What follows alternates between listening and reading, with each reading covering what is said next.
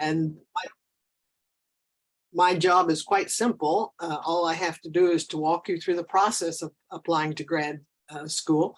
But the second part is to answer any questions you have. And putting a question in the chat room is good. And I'll also be available the rest of the afternoon.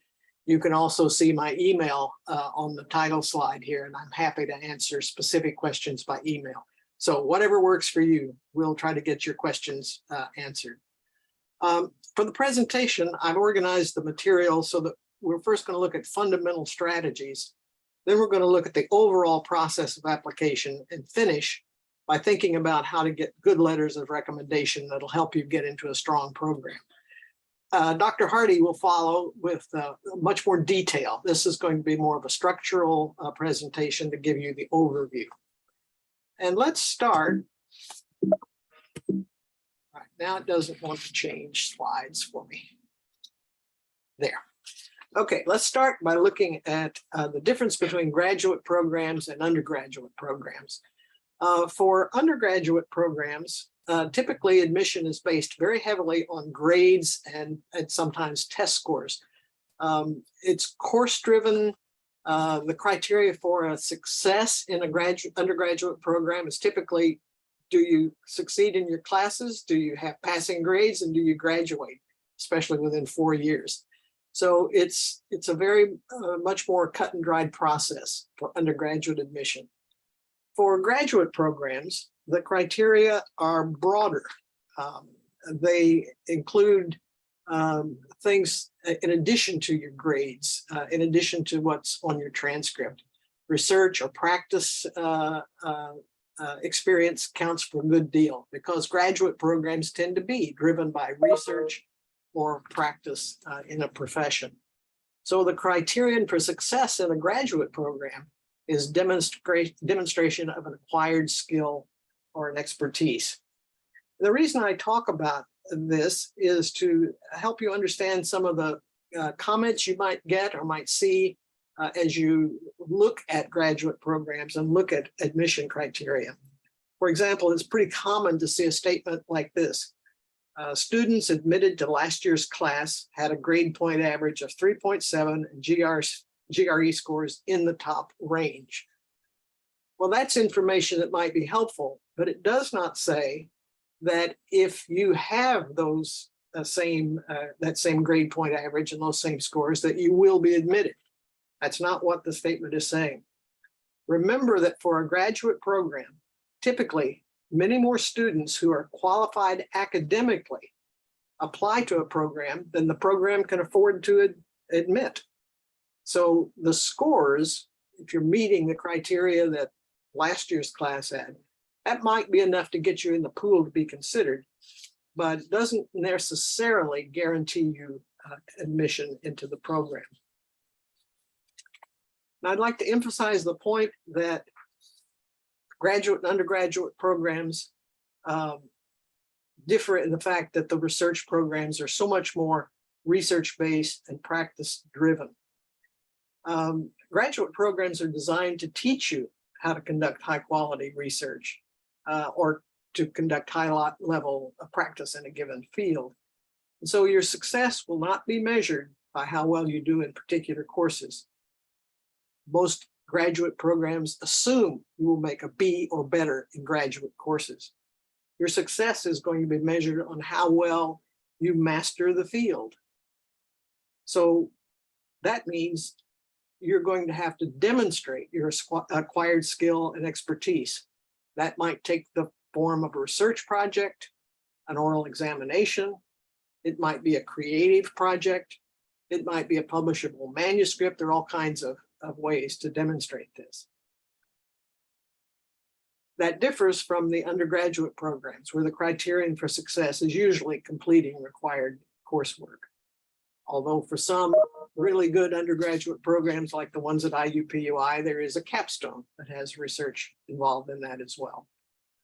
So these are important to remember just so that you can understand where the graduate programs are coming from when they communicate with you. You can understand how you might be able to get into the program and show your strongest qualities to match what they're looking for. So let's talk about strategy now. First thing to think about is actually a set of big life questions, things that we all have to think about. A question like, what am I trying to accomplish in my life? Where does my true passion lie? What is it I want to do? Now, these are questions that anybody trying to live a fulfilled life might be trying to answer. They're especially important for you as you're trying to get into a graduate program. And remember, you're the only one who can answer these questions. So I can't really tell you how to come up with the answer to this, what you're trying to accomplish. But I can give you a couple of examples that might help you see something in somebody else's experience. For example, there are people who are simply born with a mission. They seem to know what they want, what they're talented in from the very beginning. One of my children fell in that category. My daughter discovered her passion at about age 3, which was a little young, but it does happen. Turns out she was born to be a visual artist, and she became a visual artist. I'll share one slide to show her work. This comes from her show in 2017 at the Virginia Museum of Fine Arts. It's entitled Othership. I had my eye on that painting, and I'm not forgiving her for selling it to someone else, but there you are. So she was one of those lucky enough to be born knowing exactly what she wanted to do and what she was talented in doing. But the strategy and knowing what you're trying to accomplish is not something that's easy for everyone. I've got another example of a young man. This young man that I knew went to Wabash as a chemistry major. And he went there as a chemistry major because both of his parents were scientists. So naturally, you do what mom and dad did. Well, at Wabash, he found out that he enjoyed the English classes an awful lot more than he enjoyed the chemistry classes. So he switched his major. But he still had a lot of nervous energy to burn. So he sought out a job on campus. And he ended up helping a faculty person set up the first computer lab on campus. This was obviously many, many years ago. The young man had worked with first generation personal computers at home, so he was comfortable with the idea of the computers, and he became actually the chief resource person on the Wabash campus as an undergraduate. And after college, he took a job at the University of Chicago School of Business as a computer consultant. And there he made friends with faculty in computer science. Before long, he was accepted into the University of Chicago master's program in computer science. He graduated from that program as a first-class computer programmer and combined his writing skills from his English degree with his technical skills to build a career in IT, public relations, and advertising. So that's a very different kind of pattern and very much more indirect, depending upon experiences to guide and get him to the final goal of what he was trying to accomplish. But he ended up in the same place as my daughter, in an area that matched his natural skill set and his interests. So for you, think about what it is you like to do with your time. Think about subjects that are exciting to you. What kind of things do you read for fun? What kind of things are just fun for you to do in your off time? These are ways that can help you tease out clues to a career that can claim your passion, even if it does not hit you in the face early on. So this kind of deep thinking, I imagine that a group like I'm addressing today, I imagine you've done a lot of this. The second part of this strategy is to figure out how your goals, what you've decided you want to accomplish, how these lead you to graduate school. Why do you want to go to graduate school? For that matter, do you need to go to graduate school to meet your goals? So let me flesh this strategy topic out a little bit more by using my own example. I knew early on what I wanted to accomplish was to expand understanding of natural chemical processes in living things. How is it that we manage to live in this world what goes on inside us to make that possible. Now, I could have read about biochemistry, but to expand knowledge, which is what I really wanted to do, you have to ask questions of nature. And those questions take the form of experiments. And experiments must take place in well-equipped professional laboratories. And to perform good experiments, you need to be well-trained. That training happens in graduate school. So the path to my career had to pass through an experimental biochemistry program. So you see how the logic builds from the argument. You know what you want to do. What is it you need to have to be able to meet those goals? So the aspiration is your choice.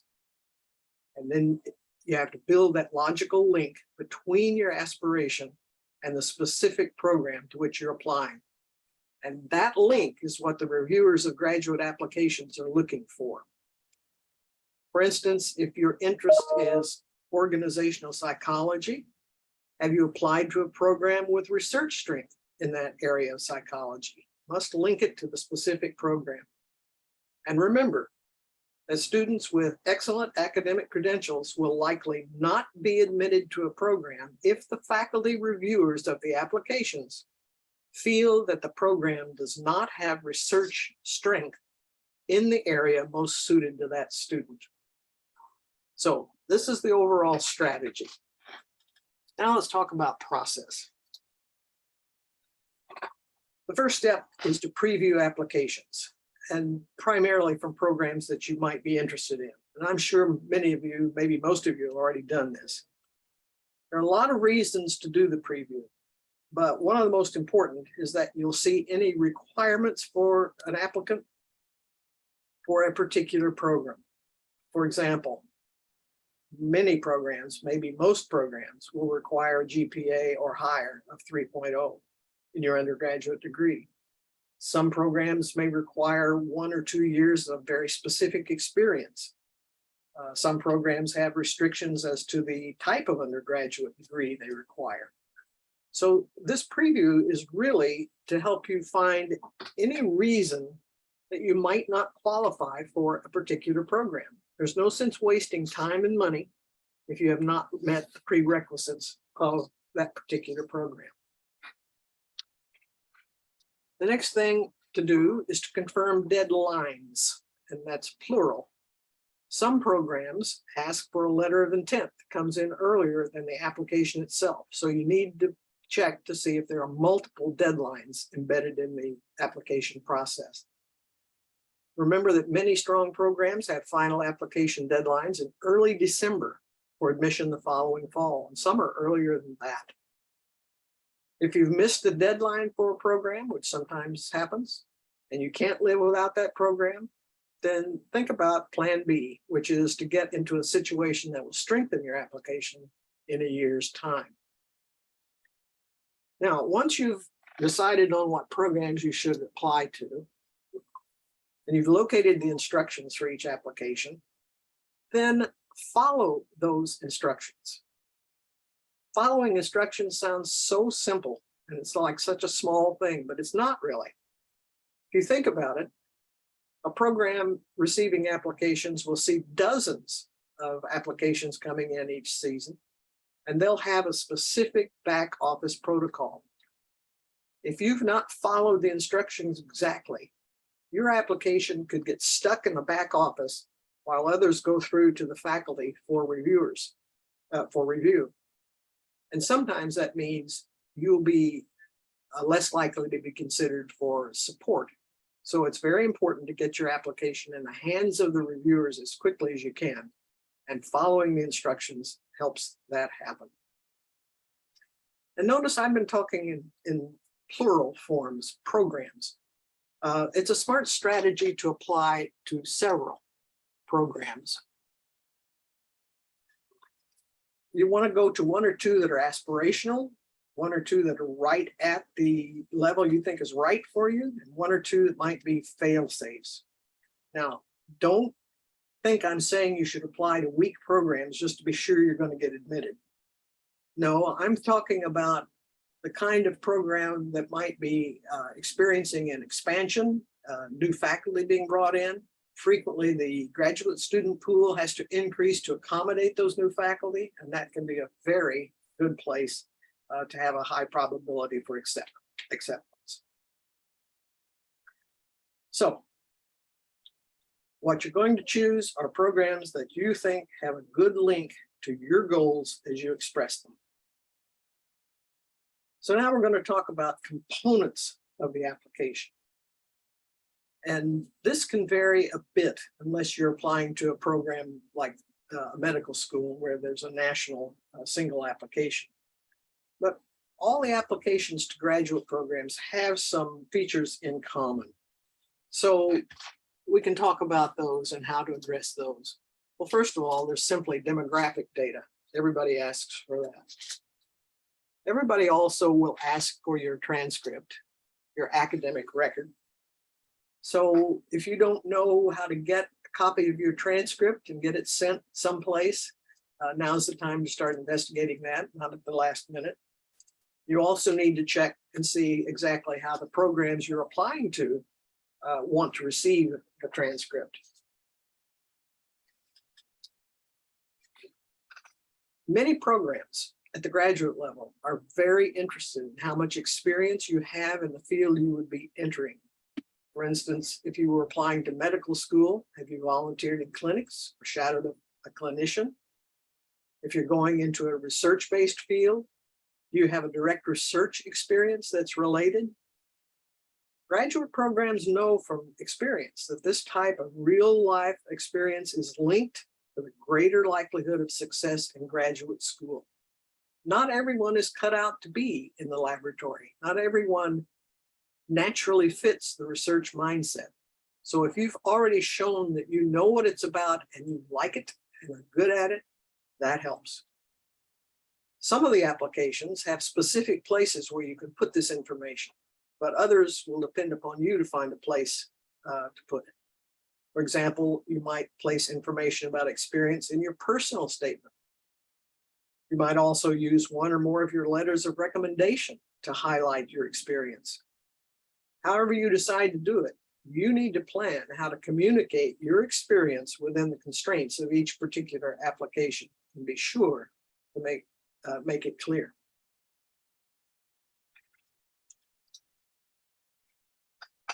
There's often one or more personal statements in a graduate school application. And of course, you've heard a good deal about the personal statements, and I know we have some drafts that we're going to look at today. Just let me say one thing sort of as an overall comment. That is that the personal statement must be in your voice. I need to know something about who you are from that statement. It shouldn't sound like 1,000 others. It should sound like you personally speaking to me. It also must make the argument that you're qualified for the graduate program. It must make the argument that you have the maturity, perseverance to succeed. And it must make the argument that you understand and truly aspire to the career the degree will provide. Now, I know many students have problems starting the personal statement. Dr. Roper is going to help some of you with that later on. But I would suggest that if you've done the strategic planning we talked about earlier, then you've essentially created an outline for your personal statement. That could be your starting place. And then the letters of application, of a recommendation. That's an important part of your application, and we're going to talk more about that later on. Let's talk about the goals of your admissions, of your application, what you're trying to convince the admissions committee about. You're trying to convince the admissions committee that you're prepared for graduate school. Now, reviewers can look at your academic record. They don't have to see your grades here necessarily. They're going to look here for evidence of experience in the field. I also like to remind students that if you have such things as athletic involvement or other time-demanding extracurricular activities, don't forget to include those. Because if you managed to do these time-demanding activities and maintain a high GPA, we as reviewers are perfectly willing to believe that you're a good time manager. And that's an important element in graduate school.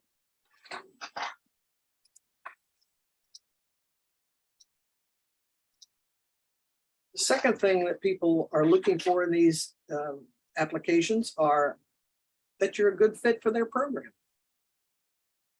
They need to know that you've done your homework, that you know the strengths of their faculty, and how they could support the goals that you've stated. So you have to be clear what your goals are and make sure that you have these very explicitly stated at some point in your application. In your personal statement, it's a good spot for that.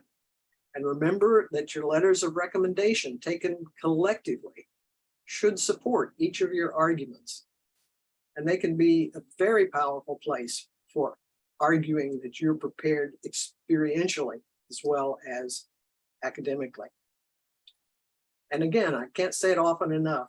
It's important to remember that these secondary elements are as important as your academic record. Your personal statement and your letters of recommendation ideally help the reviewers see you as a real person. So that's part of what you're doing here, is painting a picture of yourself. All right, let's talk a bit more about these letters of recommendation. First of all, who should write these letters for you? They're very important. I would recommend that first and foremost, they should be faculty who know you. Faculty who know you. The strongest letters come from faculty who know you and can comment from direct experience rather than just comment on your transcript. And we have read some letters of recommendation that are simply commentaries on a transcript. Well, we can read a transcript. It's important to have somebody who can comment on more, can comment on you. I've had some funny conversations with faculty who have been asked to write letters of recommendation, especially people who have been asked to write a commentary about the work ethic of the student. And one of the conversations I had was with a fellow who had been asked by a student to write a letter of recommendation, and he couldn't think who this student was. He finally discovered the student had been in a class 3 years previously as a freshman. It was an 8 a.m. freshman class, and it had 150 students. The faculty member could not really remember the individual student, but he was kind of afraid he was the guy who sat in the front row and was asleep all the time. So it was very difficult to write a letter, and I've often wondered how that turned out for the student. I don't know how that story ended.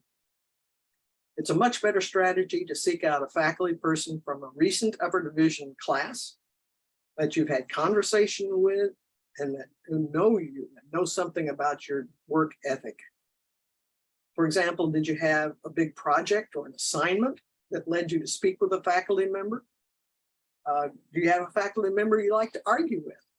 Some students have that kind of relationship with faculty. In fact, one of the best letters of recommendation I ever read came from a faculty member who started his letter like this. He said, "Joe was the most troublesome student I ever had, always interrupting my lectures to ask questions." As you read on in the letter, you found out that Joe's questions led the teacher to look more deeply into his topic and how best to relate it to students. The teacher came to look forward to Joe's questions and said Joe made him a better teacher. So that letter worked very well for that student, Joe. Questioning authority is a good quality for graduate school where there's a premium on original thought. Who else could write a good letter for you? Well, have you engaged in a summer research program? Have you shadowed a professional in your field? Have you had internships or had jobs in related areas? Supervisors from these experiences can be excellent choices to write a letter of recommendation. But there are some tricky parts to selecting who this might be, because sometimes the direct supervisor was a staff person rather than a faculty member. So if you can, it's best to seek the person with the most experience of graduate programs and graduate students to write your letter. You want someone qualified to comment on your aptitude for the profession, but who also has worked directly with you so they can comment on your work ethic.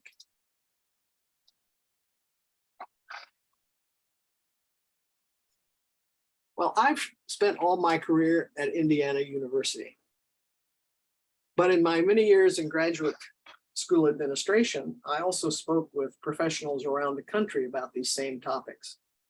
And I find that our experience in Indiana mirrors what occurs around the country.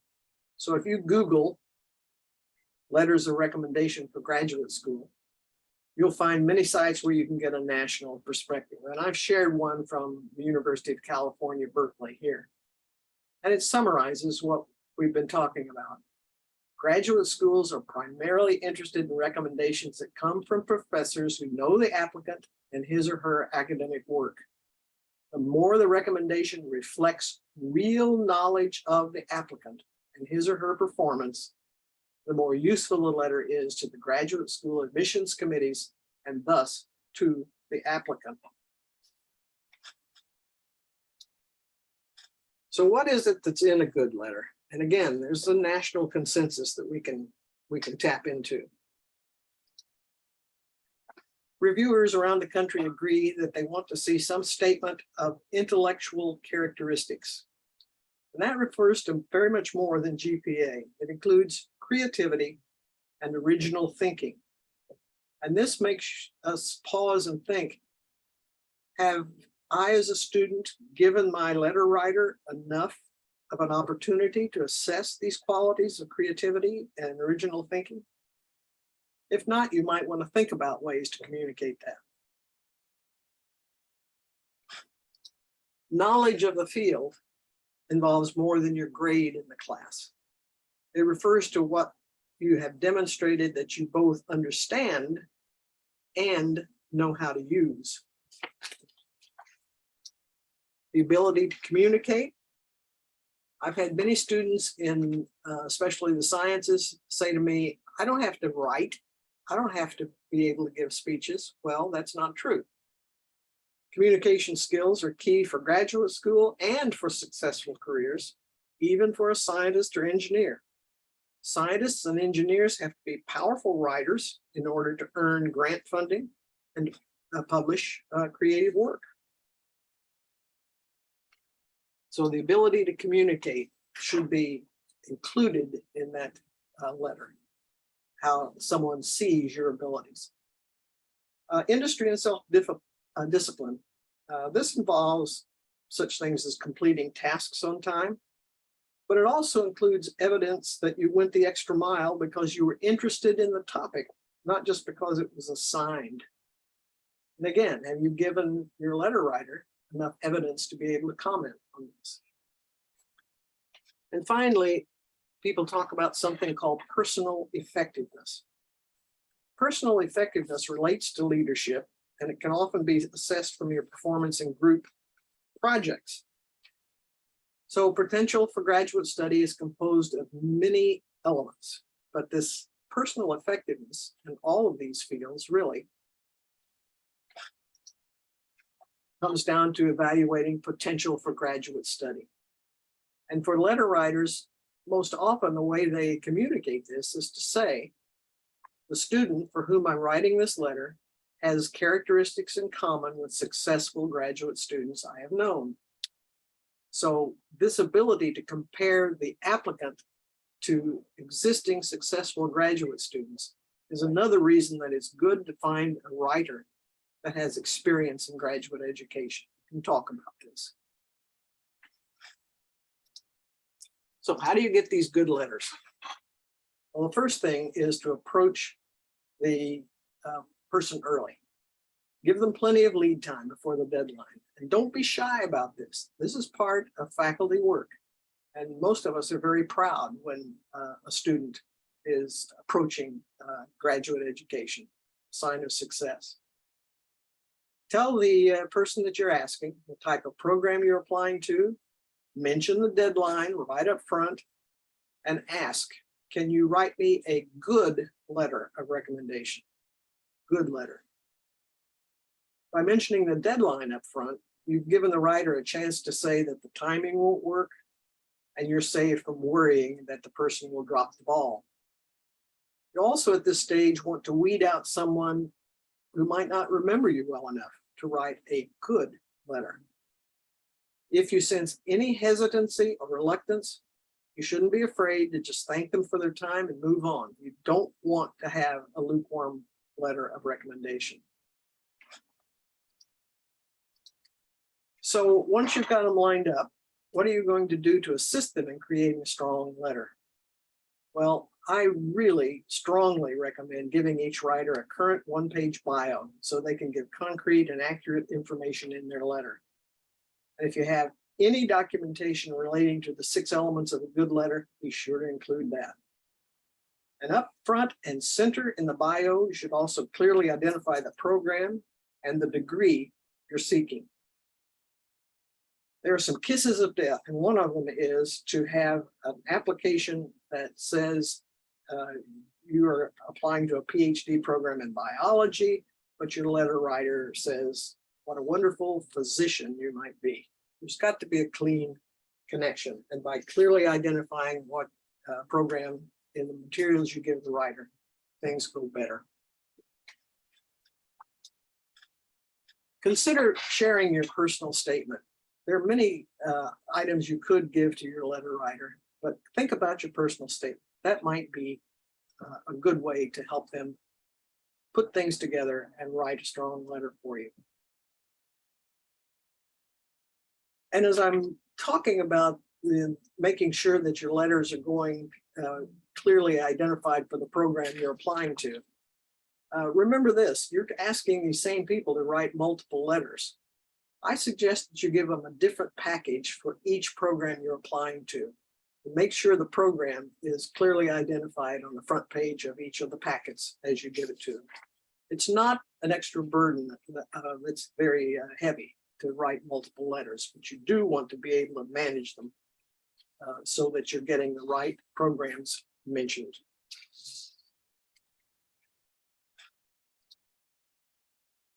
I recommend following up with the writers. Have they done their writing? Have they sent the letter off? But do it in a gentle way so that it's just asking if everything is on track and if you need to do anything more. And then finally, this is a question that a lot of people have asked me through the years. Should I expect to see my letters of recommendation?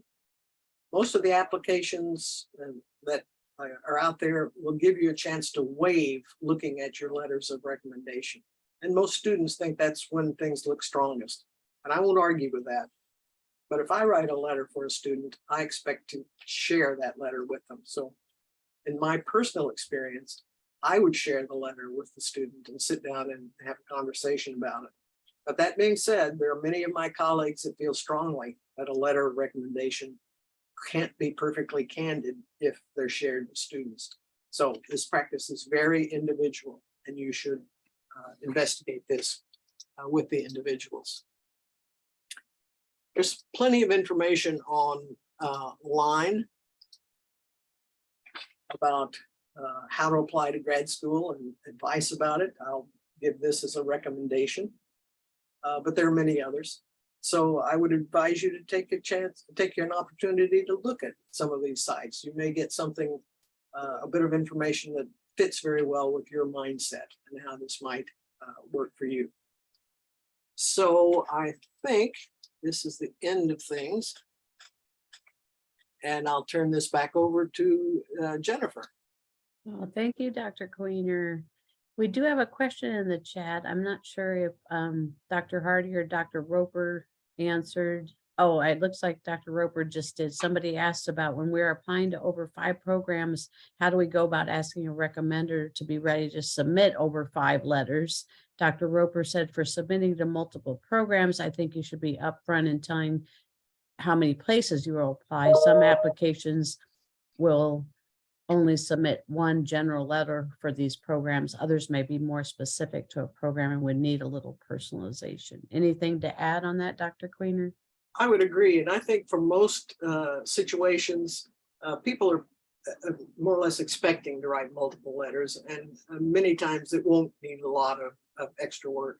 It's just key to be sure that the letter matches the program. And so again, to be sure that the information you give the letter writer clearly identifies where these individual programs are. And thank you, Rihanna, for that additional information she provided, or they provided. I've done this before when I was applying to post-bac programs. You can send them an email or document that lists them all so they can look at one place and know all the info necessary, submission process, deadlines. Mhm. Yes, agreeing, Dr. Hardy. Yeah, okay, wonderful. Well, thank you, Dr. Queener. Any other questions that you want to put in the chat or unmute anybody for about a minute? How to go about recommendation letters from programs that were primarily virtual with limited one-to-one interaction? Oh, good question. So can I take that one? Please. Let me take that one and just answer that one over Zoom. So, you know, a lot of us have been on Zoom, and that's really part of the letters. And so your letter writer may put that. I've written letters that have stated, you know,